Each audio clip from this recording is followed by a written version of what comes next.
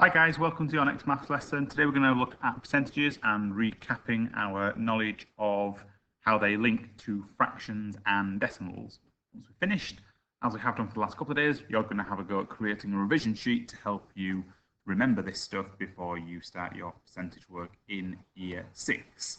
So percentages, brand new stuff that we looked at in year 5, it hasn't been looked at previously, means parts per 100.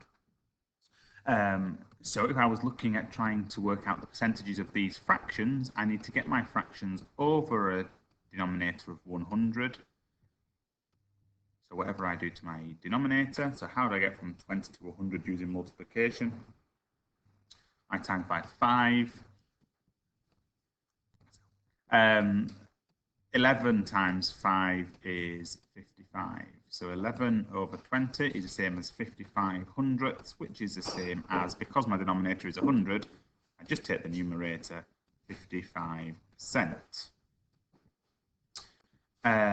20, same again, 21 over 25, again get it over 100, so timesing it by 4.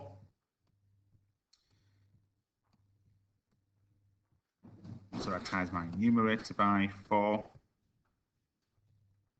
which will be 84. 84 hundredths is the same as 85, or 84 even, percent. Looking at this then, so 30%, if I was writing that as a fraction, would be 30 over 100. If I wanted to represent it as a fraction over 20, I've got to think, how have I got from 100 as my denominator to 20 as my denominator? Well, I've divided it by 5. So if I've divided my denominator by 5, I divide my numerator by 5. 30 divided by 5 would be 6. So 30% as a fraction would be 30 over 100, or 6 over 20. So the missing digit is 6. Another one, so 48% is 48 over 100. If I was trying to represent that as a fraction over 25, I've got to get, again, this time from 100 to 25. I do that by dividing by 4. So I do the same with my numerator, sorry. 48 divided by 4 would be 12.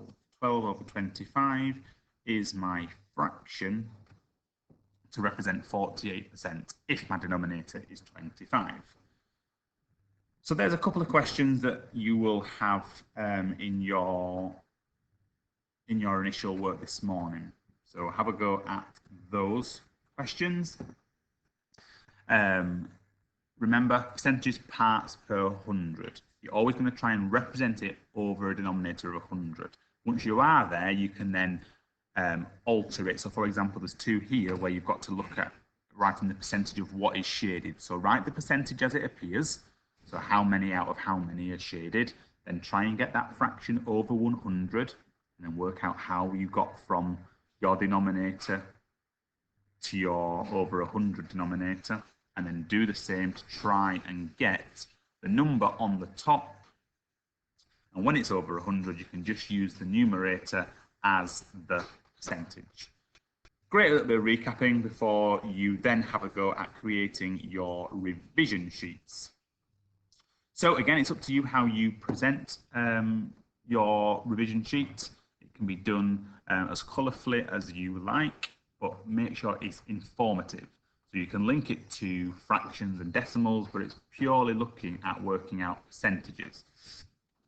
So if I just move it on to the next slide, you can do a little step-by-step guide for yourself perhaps, or you can go back to the 100 squares stuff that I did in my percentage lesson a few months ago. So go back, have a watch of that video again, and maybe you want to draw yourself some 100 squares on there to help you remember how to represent fractions, decimals and percentages on a 100 square.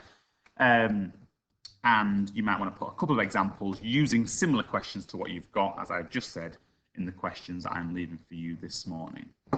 Have a great day. Please email in your posters, your revision posters. I want to see them. Tomorrow is our final maths lesson of year 5, so I will see you then for that. Have a good